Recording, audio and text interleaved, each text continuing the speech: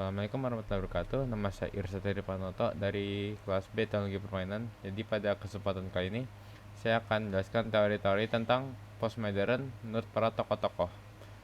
Langsung saja. Oke, jadi yang pertama ada Jean Baudrillard. Baudrillard terkenal dengan konsep simulacra dan simulasi, di mana ia berpendapat bahwa dalam dunia postmodern, representasi menggantikan realitas. Realitas menjadi tidak relevan karena hanyalah hiperrealitas, di mana media dan teknologi menciptakan versi realitas yang lebih nyata daripada yang sebenarnya. Dunia ini penuh dengan tanda dan cita yang kehilangan acuan aslinya menurutnya. Lalu yang kedua ada Jacques Derrida. Ia mengembangkan konsep dekonstruksi, sebuah metode untuk menganalisis teks yang berusaha menunjukkan bahwa tidak ada makna tunggal atau pasti dalam bahasa. Ia menantang oposisi biner seperti benar atau salah, pusat atau tepi, yang mendominasi pikiran barat. Menurutnya, makna selalu berubah-ubah dan tergantung pada konteks, yang mencerminkan sifat tidak stabil dalam dunia postmodern. Menurutnya seperti itu. Lalu yang ketiga ada Michel Foucault. Foucault mengeksplorasi hubungan antara kekuasaan dan pengetahuan dalam masyarakat. Ia menunjukkan bahwa narasi besar, institusi, dan kebenaran seringkali adalah hasil dari permainan kekuasaan. Dalam pemikiran postmodern, Foucault menolak gagasan kebenaran universal dan menggambarkan bagaimana wacana terbentuk subjektivitas individu dan struktur sosial. Seperti itulah menurut Foucault.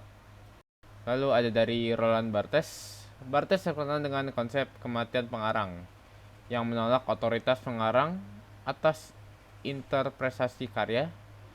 Dalam era postmodern, pembaca diberi kebebasan untuk menciptakan makna sendiri dari teks. Makna karya seni atau teks menjadi tidak tetap dan subjektif, bergantung pada interpretasi pembaca. Seperti itu menurut Roland.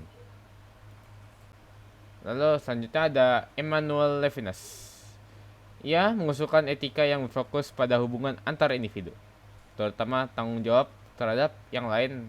Dalam postmodernisme, ia menekankan pentingnya etika dibanding epistemologi dengan cara melampaui narasi besar untuk mendengarkan suara minoritas dan mereka yang terpinggirkan. Seperti itu. Lalu selanjutnya ada Julia Kristeva. Ia sendiri mengembangkan teori intertekstualitas yang menunjukkan bahwa semua teks saling berhubungan dan meminjam elemen dari yang lain. Ia juga menyoroti aspek semiotika dalam bahasa, di mana ia menekankan peran pengalaman emosional dan nonverbal dalam menciptakan makna. Pemikirannya sangat mempengaruhi feminisme postmodern. Teori seperti Julia seperti itu. Lalu ada dari Luce Irigaray. Ia mengeksplorasi hubungan antar bahasa, seksualitas, dan identitas gender. Ia mengkritik cara bahasa dan filsafat tradisional, mencerminkan dominasi patriarki dalam konteks postmodern.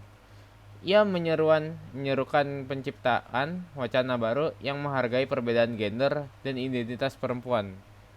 Dari Luce seperti itu. Lalu yang terakhir ada Gilles Deleuze bersama Felix Guattari mengembangkan konsep seperti rhizoma dan deterialisasi yang menolak struktur hierarkis dan linear dalam memahami realitas.